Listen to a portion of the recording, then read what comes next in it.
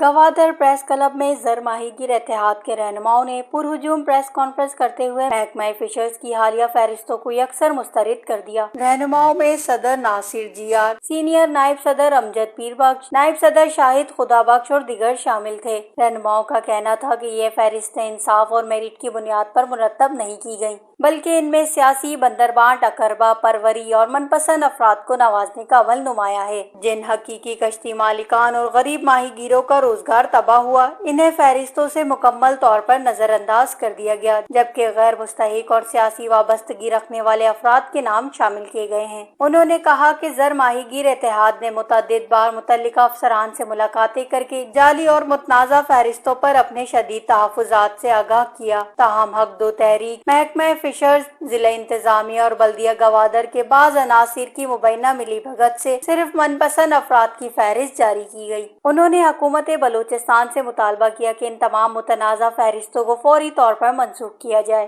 اور سیاسی مداخلت ختم کر کے شفاف اور غیر جانبدارانہ سروے کے ذریعے اصل حقدار ماہی گیروں کی نشاندہی کی جائے۔ زر ماہی گیر اتحاد کے رہنماؤں نے مطالبہ کیا کہ اس معاملے کی اعلیٰ سطحی تحقیقات کرائی جائیں، سفارشی ناموں کو فہرستوں سے خارج کیا جائے اور صرف سمندری آفات سے متاثرہ مستحق ماہی گیروں کو ریلیف فراہم کیا جائے۔ انہوں نے خبردار کیا کہ اگر ان کے مطالبات پر فوری عمل درآمد نہ کیا گیا تو زر ماہی گیر اتحاد تمام ماہی گیروں کو ساتھ لے کر بھرپور احتجاجی تحریک شروع کرے گا، جس کی تمام تر ذمہ داری متعلقہ حکام اور منتخب نمائندوں پر عائد ہوگی۔ وش نیوز، گوادر۔